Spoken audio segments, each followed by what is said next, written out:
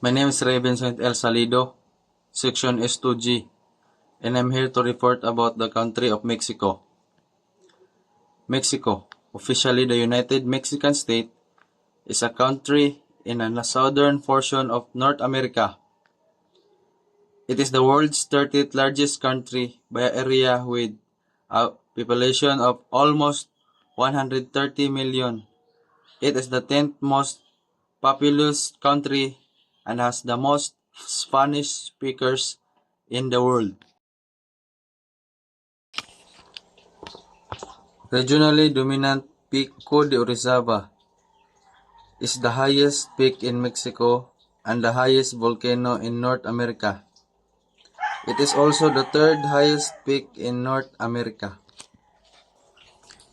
Lake Chapala is Mexico's largest freshwater lake with maximum capacity of approximately 8,000 million cubic meter.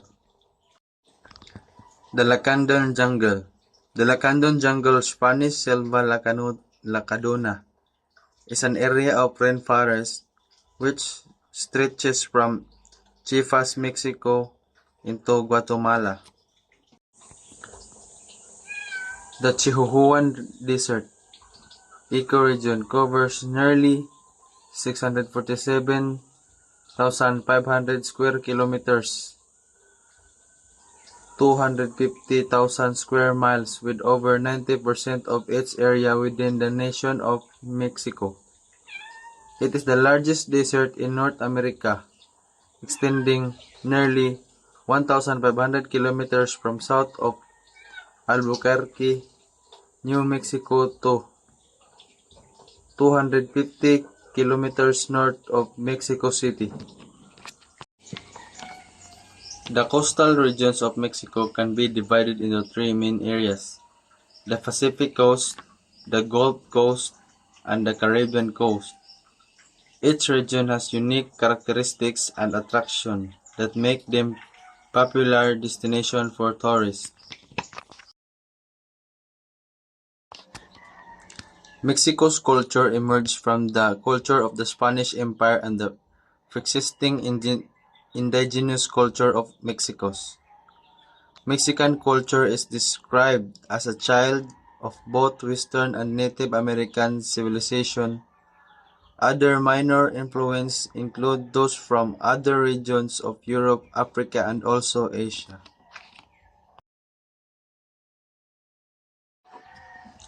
Chichen Itza.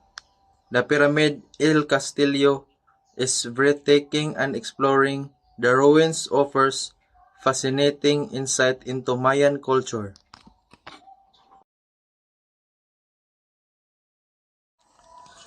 Mexico is rich in wildlife species resulting from its range of ecosystems and habitat that include lowland tropical rainforest, temperate desert, mountain forest, and alpine tundra. It boasts over 800 species of reptiles and over 500 species of mammals, and the highest number of rodent species in the world. Mexico Outdoor Travel Experience. Kayaking with whales in Loreto, Baja California Sur. Birdwatching in Rio Lagartos. Hiking around Lagos del Montebello, Chiapas. Boogie boarding in Soyelita. Climbing Nuhamu.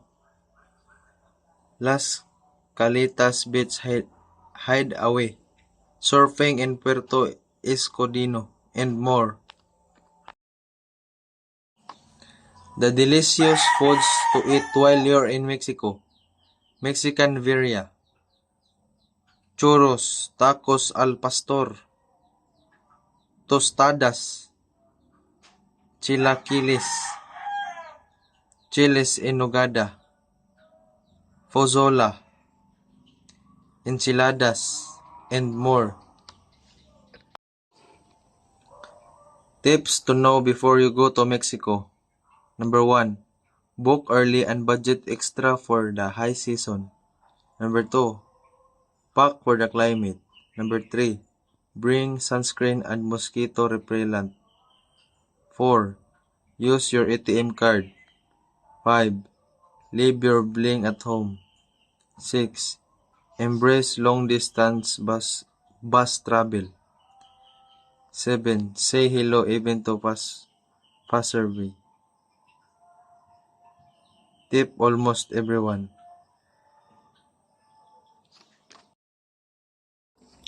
Requirements before you go to the Mexico. Valid passport with at least 6 months of validity. One of the following documents: bank account statement last 3 months. Application form duly completed. Click here to open the application. One color photograph, passport size, face uncovered and white background. If you enter in Mexico, for your safety, be mindful of your surroundings.